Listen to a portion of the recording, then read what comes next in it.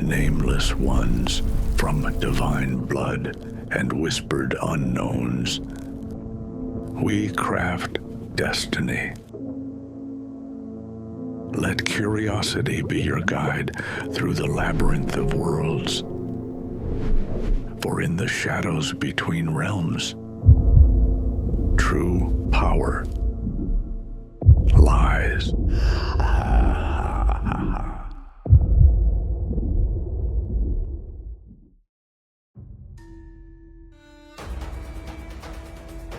Session 51, Trials of the Moon and Sun. We start Session 51 with the Snake Centaur Guardians animating from their petrified state. They initiate the fight by attacking Tepin, who deftly blocks the attack with his conjured shield spell.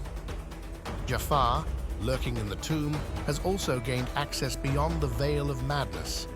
Meanwhile, Velikor, Lunaria, and Smore remain trapped behind the veil, trying their best to plead with Ezul's Sphinx of Judgment, which had previously prevented them from entering further into the tomb.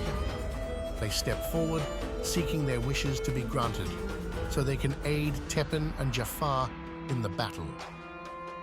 The glaives of the Guardians swing and glint in the ambient lighting of the tomb as Tepin dodges and dances away from one attack after another. Jafar, remaining hidden, stealthily flings attacks from behind a statue depicting Ezul in fine attire. The open sarcophagus emanates dark necrotic energy and hisses with a sharp breath. Sand kicks up and whirls like a tornado. In the darkness of the Sphinx's gaze, Velikor makes a break for it, running past the Sphinx while Smore and Lunaria distract it, even jumping into one of its nostrils and lighting it on fire from the inside. Velikor discovers a translucent floating crown that adorns the back of his head. Out of options, Velikor strikes the crown and breaks it, changing the Sphinx in the Nameless's favor. They are now able to best it and break its hold on the tomb. Back in the tomb, a sand tornado flings golden coins and treasures around the room in a whirlwind.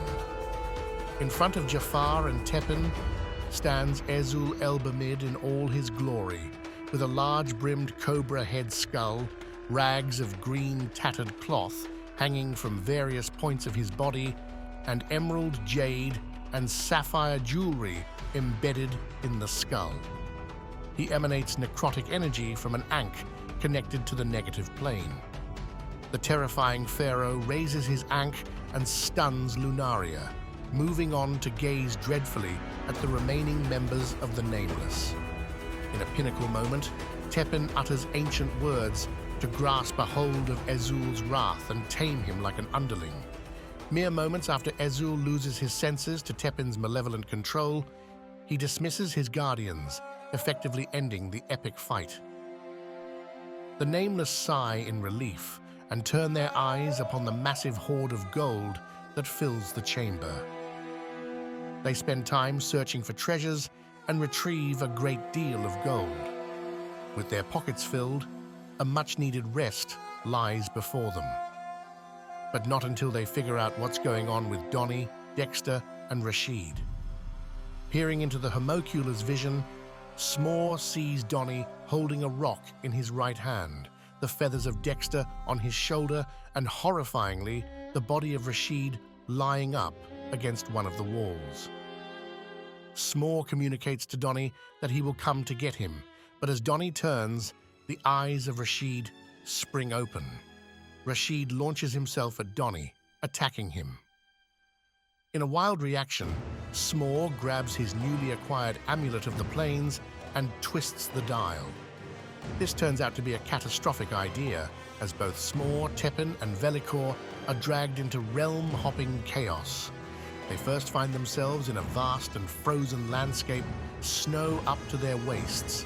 Spotting a camp of ogre-like giant inhabitants in the faraway tundras, Smore turns the dial once more and tries his hardest to get to Donnie. They are aggressively pulled once more from their position, and the veil between realms melts. They are met with an array of endless floating rocks, lightning storms, fires, explosions, and massive creatures as they enter the realm of Limbo. Spying a Tarascan whale the size of a city, what seems to be not so far away, and almost being crushed by colliding meteors, Smore turns the dial again. They appear next in a muddy, swampy field, a rundown shack right next to them, shaking from the last realm hop. Tepin grabs the shoulder of Smore and calms him down. "Let me, Smore," Tepin says as he brings them back to the tomb. They eventually get to Donnie and see a now fully dealt with Rashid Al-Mazin. It would seem Rashid caved in to Horde madness, wanting all the treasure for himself. The Nameless check off this part of their travel, with their pockets heavy and with a mummy lord to aid them in the coming times. They return to the Nameless city, visiting the newly moved-in Izu, the jolly dragonborn magic shopkeeper. Some see him for the first time, others not so long ago. He wears long purple robes and has beautiful golden jewelry hanging from his neck, nose, ears, and fingers. His smile is all-encapsulating, with a golden sharp tooth. His personality has gone from joy, wit, and surprises to a more mellow persona after moving. He is known to be a very accomplished and experienced merchant in Newell.